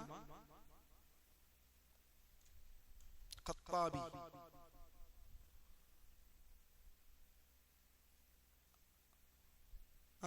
தெரியாது. மாபெரும் இமாம், ஹதீஸ் துறை இமாம் அவர்கள். அவருடைய பிரசித்தி பெற்ற நூல் மஆலிமுஸ் சுனன் என்ற நூலை எழுதியிருக்கிறார்கள். எப்போது மரணித்தார்கள்? கத்தாபி 388. சரி, கத்தாபி ரஹிமஹுல்லாஹ் குறிப்பிடுகிறார்கள், இறந்தவரை குளிப்பாட்டியதற்காக குளிப்பதையோ அல்லது அவரை சுமந்ததற்காக உது செய்வதையோ கட்டாயமாக்கிய ஃபிக்ஹ் அறிஞர்களை எவரையும் நான் காணவில்லை. இந்த விஷயத்தில் வரும் கட்டளை முஸ்தஹப் என்ற அடிப்படையிலேயே அமைந்திருப்பதாக தெரிகிறது. முதல் விஷயம். இரண்டாவது, கட்டாயம் என்று கூறுபவர்கள் சில தாபியீன்கள் இறந்தவரை குளிப்பாட்டியவர் குளிப்பது கட்டாயம் என்ற கருத்தை கொண்டிருந்தனர். ஆம், இது இமாம் அஹமது அவர்களின் ஒரு அறிவிப்பாகவும் வந்திருக்கிறது. இப்னு ஹஸம் ரஹிமஹுல்லாஹ் அவர்களும் இந்த கருத்தை ஆதரிக்கிறார்கள். அதாவது இறந்தவரை குளிப்பாட்டியவர் மீது குளிப்பு கட்டாயம் என்ற இந்த கருத்து. ஆனால் இது சரியான கூற்று அல்ல.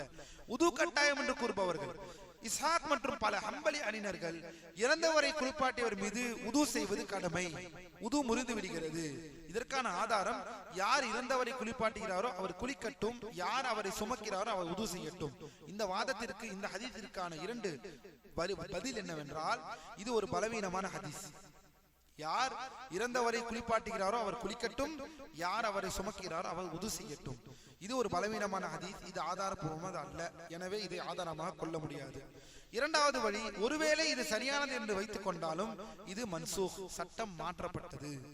சரி, ஒரு மனிதர் செத்த பிராணியையோ இரத்தத்தையோ அல்லது இறந்த பன்றியையோ தொட்டால் அவர் மீது உது கடமை இல்லை என்பதில் அறிஞர்கள் ஒற்றை கருத்தில் இருக்கின்றனர். ஒரு மனிதர் செத்த பிராணியையோ இரத்தத்தையோ அல்லது இறந்த பன்றியையோ தொட்டால் அவர் மீது உது கடமை இல்லை என்பதில் அறிஞர்கள் ஒற்றை கருத்தில் கொண்டுள்ளனர்.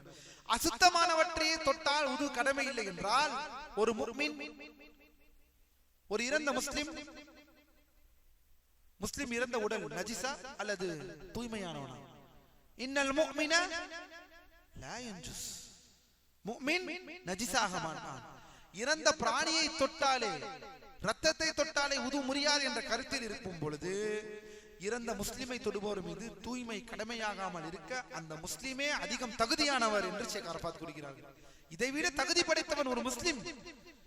இதுங்களை தொட்டாலே உது முறியவில்லை என்று ஒற்றை கருத்தில் இருக்கக்கூடிய உலமாக்கள், அதற்கு ஆக தகுதியானவன் இறந்த முஸ்லிமினுடைய ஒரு ஜனாசா, இறந்த முஸ்லிமுடைய ஒரு மையத். அதை தொட்டால் உது முறியும், குளிப்பு கடமை என்று எந்த அடிப்படையில் நாம் சொல்கிறோம் என்று சொல்கிறார்கள். இதுவே அல்லாஹ்வின் அடியார்களே, இறந்தவரின் மறைவிடத்தை இதுவே சரியான கூற்று என்று சொல்லி கடைசியாக இறந்தவரின் மறைவிடத்தை தொடுவது சரி. குளிப்பாட்டுவர் அவர் மீது கடமை என்னவென்றால், தடையின்றி இறந்தவரின் உரை இல்லாமல் இறந்தவரின் மறைவிடத்தை தொடக்கூடாது.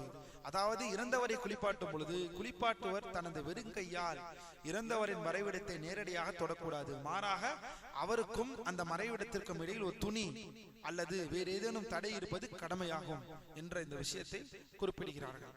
சரி, அடுத்த முக்கியமான சட்டம், பெண்களை தொடுவது. இறுதியான சட்டம். 6 சட்டத்தை சொல்லி முடித்து விட்டார்கள். ஆனால் குளிப்பு ஜனாசாவை தொட்டால் உது முறியுமா என்பதை விளக்கிவிட்டார்கள். உது முறியுமா, முறியாதா? முறியாது. அடுத்தது பெண்களை தொடக்கூடிய சட்டம். இப்னு பாஸ் ரஹிமஹுல்லாஹ் சொல்கிறார்கள், அதே தொடர்ந்து சொல்கிறார், இவ்வாறே ஒரு பெண்ணை தொடுவது உதுவை முறிக்காது. அது இச்சையுடன் இருந்தாலும் சரி, இச்சை இல்லாமல் இருந்தாலும் சரி. எதிலிருந்து தொடுவதின் மூலியமாக திரவங்கள் எதுவும் வெளிப்படாமல் இருக்கும் வரை, என்ன மதியோ அல்லது மணியோ, இச்சை நீரோ அல்லது விந்தோ வெளிப்படாமல் இருக்கும் வரை பெண்களை தொடுவதனால் உது முறியாது. இதுவே அறிஞர்களின் இரு கருத்துகளில் மிகச் சரியானதாகும். ஏனென்றால் நபி அவர்கள் ஸல்லல்லாஹு அலைஹி வஸல்லம் தங்கள் மனைவியரில் சிலரை முத்தமிட்டு பின்னர் உது செய்யாமலேயே அவர்கள் தொழுவார்கள். இந்த விளக்கத்தை இப்போது இறுதியாக செய்கிறார்கள் ஷேக் அவர்கள். அரஃபாத் நூலாசிரியர் பெண்ணை தொடுவதால் உது முறியாது என்ற கருத்தை தேர்வு செய்துள்ளார்கள். இது இமாம் அபு ஹனீஃபா ரஹிமஹுல்லாஹ் அவர்களின் மத்ஹபாகும். இமாம் அபு ஹனீஃபா அவர்கள் இதே கருத்தை எடுத்திருக்கிறார்கள். ஷேகுல் இஸ்லாம் இப்னு தைமியாவும் இந்த கருத்தை தான் எடுத்திருக்கிறார்கள். இச்சையை தணிப்பதற்காக அதிலிருந்து உது செய்வது அழகியதும் விரும்பத்தக்கதும் ஆகும். கோபத்தை தணிக்க உது செய்ய விரும்பத்தக்கதாக இருப்பதை போல, ஆனால் அது உது கடமை என்றால் இல்லை. கோபத்தை தணிக்க உது செய்வதை பற்றி பேசுகிறார்கள். கோபத்தை தணிக்க, கோபம் கட்டுக்கடங்காமல் வந்துவிட்டது என்றால் உது செய்வதை பற்றி பேசுகிறார்கள். அதே போலத்தான் இச்சையை தணிப்பதற்கு அதிலிருந்து உது செய்வது அழகியதும் விரும்பத்தக்கதும் ஆகும். அல்லாஹ் நம்மை பாதுகாப்பானாக. நம்முடைய திருமணத்தை எதிர்நோக்கி இருக்கக்கூடிய சகோதரர்களுக்கு மிக விரைவாக திருமணத்தை அல்லாஹ் ஏற்படுத்தி தருவானாக. அவர்களுடைய கற்பை பாதுகாப்பக்கூடிய கேடயங்களாக, அழகிய மற்றும் மார்க்கச்சீலர்களாக, ஒழுக்கச்சீலர்களான மனைவிகளை அல்லாஹ் அவர்களுக்கு வழங்குவானாக. ஆமீன். இதற்கான ஆதாரங்கள் ஆயிஷா ரலியல்லாஹு அன்ஹா அவர்கள் அறிவிக்கிறார்கள், அல்லாஹ்வின் தூதர் அவர்கள் தங்கள் மனைவியரில் சிலரை முத்தமிட்டார்கள், பின்னர் தொழுகைக்கு சென்றார்கள், அவர்கள் அதற்கு உது செய்யவில்லை. இதை அறிந்தவர்கள் ஆயிஷாவிடம் அது நீங்கள் தான் என்று கேட்டபோது அவர்கள் சிரித்தார்கள். ஆயிஷா ரலியல்லாஹு அன்ஹா அது நீங்கள் தானே என்று கேட்டது பொழுது அதற்கு என்ன செய்தார்கள்? முஃமின்களின் தாய் அதற்கு புன்முறுவலிட்டார்கள். ரலியல்லாஹு அன்ஹா. தொழுகையில் தொட்ட ஹதீஸ். ஆயிஷா ரலியல்லாஹு அன்ஹா அவர்கள் கூறினார்கள், நான் அல்லாஹ்வின் தூதர் ஸல்லல்லாஹு அலைஹி வஸல்லம் அவர்களுக்கு முன்னால் குறுக்கே தூங்கிக் கொண்டிருப்பேன். என் கால்கள் அவர்கள் தொழும் கிப்லா திசையில் இருக்கும். அவர்கள் சஜிதா செய்யும் போது என்னை தொடுவார்கள் அல்லது கிள்ளுவார்கள். உடனே நான் என் கால்களை மடக்கிக் கொள்வேன். அவர்கள் சஜிதாவிலிருந்து எழுந்ததும் நான் கால்களை நீட்டிக் கொள்வேன். மேலும் அவர் அக்காலத்தில் வீடுகளில் விளக்குகள் இருக்கவில்லை என்றும் கூறினார். இருட்டில் தொட்டாலும் உது முறியவில்லை என்பதற்கு இதுவும் ஆதாரம். அல்லாஹ்வின் அடியார்களே, அந்த வீட்டை சற்று சிந்தித்து பாருங்கள். சஜிதா செய்ய நேரத்தில் காலை மடக்கிக் கொள்ள வேண்டும். சஜிதா எந்திரித்தவுடன் காலை நீட்டிக் கொள்ள வேண்டும். இப்பேற்பட்ட ஒரு வறுமை, இப்பேற்பட்ட ஒரு வாழ்க்கை, நம் வாழ்க்கை என்ன வாழ்க்கை வாழ்ந்து கொண்டிருக்கிறோம்? ஏற்கனவே நான் கூறினேன், கைசரிலே இருக்கக்கூடியவர்கள் எல்லாம் ஆட மாளிகையை வாழ்ந்து கொண்டிருக்க, நபியே இந்த உம்மத்தின் அருட்கொடை, இந்த உம்மத்தின் ரஹ்மத், முஃமின்களின் தலைவர், நபிமார்களின் தலைவர், அப்படிப்பட்ட மகா மனிதராக இருக்கக்கூடிய நீங்கள் உங்களுக்கா இந்த நிலைமை என்று அழுதார்கள். அதே நிலைதான் மறுபடியும் இங்கே வருகிறது. பாருங்கள், சுப்ஹானல்லாஹ், எவ்வளவு சிறிய வீடாக இருக்கும் அவர்கள் இவ்வாறு தொழுதிருக்கிறார்கள். அல்லாஹ்வின் தூதர் அப்படி என்றால் இந்த ஹதீஸின் ஆதாரம் என்ன? நமக்கு தொடுகிறார்கள், உது முறியவில்லை, காலை தொட்டு நகர்த்துகிறார்கள்.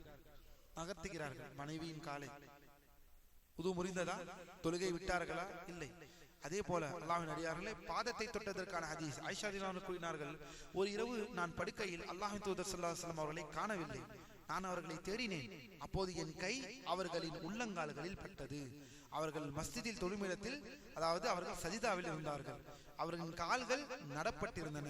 அவர்கள் துஆவை ஓதிக்கொண்டிருந்தார்கள் என்ற இந்த ஹதீஸ். பொதுவான வாதம், ஆண்கள் இச்சை இல்லாமல் பெண்களை தொடுவது சாதாரணமாகவே நிகழ்ந்து கொண்டே இருக்கிறது. அதற்காக உது செய்வது கடமையாக இருந்திருந்தால் அல்லாஹ்வின் தூதர் அவர்கள் அதற்கு கட்டளையிட்டிருப்பார்கள்.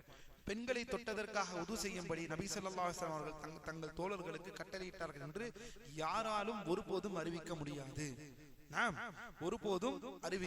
முடியாது. சரி, இதற்கு ஒரு ஆதாரத்தை குறிப்பிடுகிறார்கள். என்ன ஆதாரம்? அதாவது சூரத்து நிசா மற்றும் மாயிதா அத்தியாயங்களில் அல்லாஹ் கூறியுள்ள இந்த வசனத்தை ஆதாரமாக கொள்கிறார்கள். நீங்கள் பெண்களை தொட்டால், யாரெல்லாம் பெண்களை தொட்டால் உது முறியும் என்பதற்கு முக்கியமான ஆதாரத்தை எதரை வழங்குகிறார்கள் என்றால், சூரத்துல் நிசாவிலும் மாயிதாவிலும் அல்லாஹ் என்ன சொல்கிறான் என்றால், நீங்கள் பெண்களை தொட்டால் அவு லமஸ்துமுன் நிசா, நீங்கள் பெண்களை தீட்டினால் என்ற இந்த விஷயத்தை ஆதாரமாக கொள்கிறார்கள். அறிஞர்களின் இரு கருத்துக்கள் மிகச் சரியானபடி இதன் பொருள் என்னவென்றால், இந்த இடத்தில் நீங்கள் பெண்களுடன் உடலுறவு கொண்டால் என்பதுதான் இங்கு சரியான குற்றம். இங்கே பெண்களை தொட்டால் என்பது வர்ணனையாக இங்கே கூறப்பட்டுள்ளது. இதன் உண்மையான அர்த்தம் பாலுறவை கொள்வது, உடலுறவை கொள்வதை பற்றி அல்லாஹ் இங்கு சொல்கிறான். இது இப்னு அப்பாஸ் ரலியல்லாஹு அவர்களின் கூற்றாகவும் சலஃபுகள் மற்றும் முன்னோர்கள் மற்றும் அவர்களின் சாராரின் கூற்றாகவும் இருக்கிறது. அல்லாஹ்வே நன்கு அறிந்தவன். ஷாஃபி மதபின் கருத்து, பெண்ணை தொடுவது எந்த நிலையிலும் இருந்தாலும், இச்சையுடன் இருந்தாலும் இல்லாவிட்டாலும் உதுவை முறிக்கும் என்று கூறுபவரின் வாதத்தை நூலாசிரியர் குறிப்பிடுகிறார்கள். இது இமாம் ஷாஃபி ரஹிமஹுல்லாஹ் அவர்களின் பிரபலமான கருத்தாமாம். இது யாருடைய கருத்து என்றால் இமாம் ஷாஃபி ரஹிமஹுல்லாஹின் கருத்து. பெண்களை தொட்டால், இச்சையார் தொட்டாலும் சரி, இச்சை இல்லாமல் தொட்டாலும் சரி, உங்களுடைய உது முறிந்துவிடும். அதற்கு ஆதாரம் இந்த வசனத்தை காட்டுகிறார்கள். இந்த வசனத்தை நேரடி ஆதாரமாக, பெண்களை தொட்டால் என்று வருகிறது அல்லவா, அல்லாஹ் பெண்களை தொட்டால் என்று தானே சொல்கிறான். அதற்கு மறுப்பு, வெறும் தொடுதலை வைத்து உது முறிந்துவிடும் என்று கூறுவது அடிப்படை விதிகளுக்கு, உசூல்களுக்கும், சஹாபாக்கள் ஒருமித்த கருத்திற்கும், இஜ்மாவிற்கும், ஹதீஸ்களுக்கும் முரணானது. இதை சொல்பவரிடம் நேரடி ஆதாரமோ அல்லது ஒப்புமை ஆதாரமோ கியாசோ கிடையாது. மாலிகி மற்றும் ஹம்பலி மதுஹபின் கருத்து என்ன? மாலிகி மற்றும் ஹம்பலி அறிஞர்கள் பெண்களை இச்சையோடு தொட்டால் மட்டுமே உது முறியும், இது ஒரு கருத்து. ஷாஃபி மதுஹப் பெண்களை நீங்கள் எப்படி தொட்டாலும் உது முறியும். ஹம்பலி மற்றும் மாலிகி மதுஹபின் கருத்து, பெண்ணை இச்சையோடு நீங்கள் ஷஹவாத்தோடு தொட்டால் மட்டுமே உது முறியும். இதற்கு சரியான கருத்து இறுதியாக நாம் சொல்கிறோம். அல்லது நீங்கள் என்ற வசனத்திற்கு விளக்கத்தை அளிக்கிறார்கள். தீண்டுதல் என்பது உடலுறவு கொள்வது. சரியான கருத்து, அல்லாஹ்வின் அடியார்களே, பெண்களில் நின்று உடலை, அந்த உதுவை என்ன செய்யாது, முறிக்காது. இப்னு அப்பாஸ் ரலியல்லாஹு அன்ஹு சொல்கிறார்கள், இங்கு லாமஸ்தும் பெண்களை தீண்டுதல் என்பது முபாஷரா ஆகி எல்லாமே உடலுறவை குறிக்கும் செயலாகும், உடலுறவை குறிக்கும் சொல்லாகும். சரி, உடலுறவை குறிக்கும் மறைவான சொல்களை பார்த்தோம். அல்ஹம்துலில்லாஹ். அல்லாஹ்வின் அடியார்களே, சுருக்கமாக குர்ஆனில் பெண்களை தொடுதல் இருப்பதும் இதே அடிப்படையில் உடலுறவை குறிக்கின்றது, வெறும் கைகளால் தொடுவது அல்ல. இதனால் பெண்களை உடலுறவு, அதாவது ஷஹவாத்தோடு தொட்டாலும் தொடவில்லை என்றாலும், பிந்து வெளியேறாமலும் இச்சை நீர் வெளியேறாமல் இருக்கும் பட்சத்தில் எந்த நிலையில் தொட்டாலும் உது முறியாது என்பதே சரியான கூற்று என்று சொல்லி இந்த நூலுடைய ஃபிக்ஹுடைய பகுதி முடிவடைகிறது. அல்ஹம்துலில்லாஹ். அல்லாஹ்வின் அடியார்களே, இதோடு 42வது அமர்வோடு உதுவை முறிக்கக்கூடிய காரியங்களை முழுவதுமாக நாம் பார்த்து விட்டோம். அல்ஹம்துலில்லாஹி ரப்பில் ஆலமீன். அல்ஹம்துலில்லாஹ். அல்லாஹ் நாடினால் அடுத்த வாரத்திலிருந்து முக்கியமாக மிகவும் ஒழுக்கத்திற்கு தேவையுடைய மக்களாக நாம் இருக்கிறோம். ஒழுக்க விஷயங்களை அல்லாஹ் நாடினால் அடுத்த வாரத்திலிருந்து பார்ப்போம். எதை கேட்டோமோ அதன்படி செயல்படக்கூடிய மக்களாக அல்லாஹ் நம்மை ஆக்கி அருள் புரிவானாக. இந்த விஷயங்கள் எல்லாம் தொடர்ந்து இதோடைய இந்த ஃபிக்ஹ் சட்டங்களை இத்தனை 2.5 மாதங்களாக இந்த ஃபிக்ஹ் சட்டங்களை பார்த்திருக்கிறோம். தொழுகையில் ஆரம்பித்து தொழுகை, உது என்ற அனைத்தையும் சேர்த்து பார்த்திருக்கிறோம். அல்லாஹ் நமக்கு இதனுடைய தெளிவை அதிகமாக வழங்குவானாக. அக்கூலு கௌலி ஹாதா அஸ்தக்ஃபிருல்லாஹ் லி வ லக்கும் வ ஜமீஇல் முஸ்லிமீன். சுப்ஹானக்கல்லாஹும்ம வ பிஹம்திக் அஷ்ஹது அல்லா இலாஹா இல்லா அன்த அஸ்தக்ஃபிருக வ அத்தூபு இலைக். அஸ்ஸலாமு அலைக்கும் வ ரஹ்மத்துல்லாஹி வ பரகாத்துஹு. بيننا وبينكم السلف، بيننا وبينكم الكتب. كان أحمد يقول البدع بيننا وبينكم الجنائز.